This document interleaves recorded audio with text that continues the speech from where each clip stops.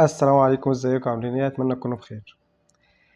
بخصوص حوار اسامه ابو علي واللي داير فيه اليومين دول، انا مش جاي اكلمك عن اسامه النهارده، بس هو الفكره في ايه؟ يا جماعه احنا بقالنا 10 او 15 سنه احنا ما عندناش مهاجم في مصر، مش في الاهلي بس، في مصر عموما ما جاش مهاجم يخطف عينك كده وتقول هو ده مثلا عماد متعب الجديد، هو ده عمرو زكي او حسام حسن الجديد. مفيش. يعني احنا اخر واحد توهج كان عمرو جمال، وهو موسم واحد اللي لعب وبعد كده اختفى من الوجود في حرس الحدود دلوقتي تقريبا. هو ايه مشكله رقم 9 في مصر؟ يعني هل احنا بكل الأندية دي، بكل الأكاديميات اللي معمولة، بكل الناشئين دول، بكل الحوارات اللي بتحصل دي، مش عارفين نطلع مهاجم محترم؟ يعني بلد طلع منها الخطيب وعماد متعب وعمرو زكي وأحمد حسام ميدو وحسام حسن وغيرهم كتير، مش عايز أنسى حد. احنا عندنا عمالقة في المركز ده. يعني انت لما تيجي تختار أحسن رقم 9 في تاريخ مصر هتحتار أصلا. وجمال عبد الحميد وعبد الحليم علي. لا كتير يا جماعة أوي، كتير أوي. احنا عندنا مهاجمين في تاريخ الأهلي والزمالك وكل الفرق التانية، مهاجمين جبارين. هل احنا بقى في مصر مش عارفين نطلع ربع مهاجم حتى؟ وكل سنة نروح نجيب مهاجم من بره، سواء احنا على فكرة او الزمالك او اي نادي تاني.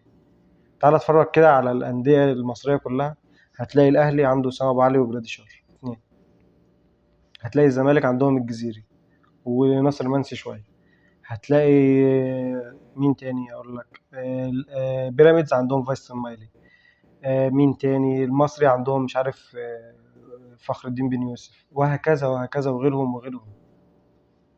يا جماعة احنا عندناش مهاجمين.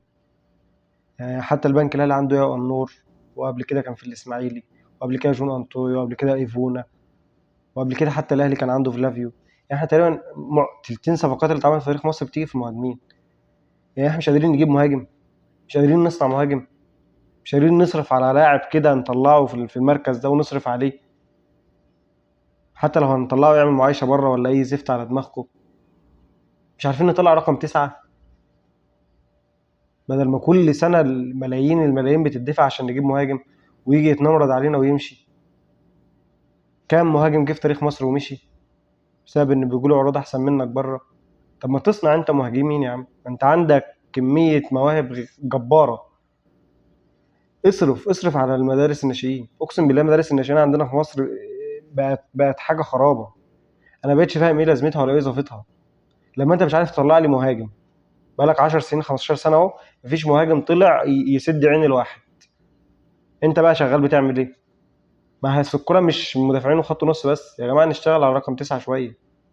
الموضوع غريب بجد.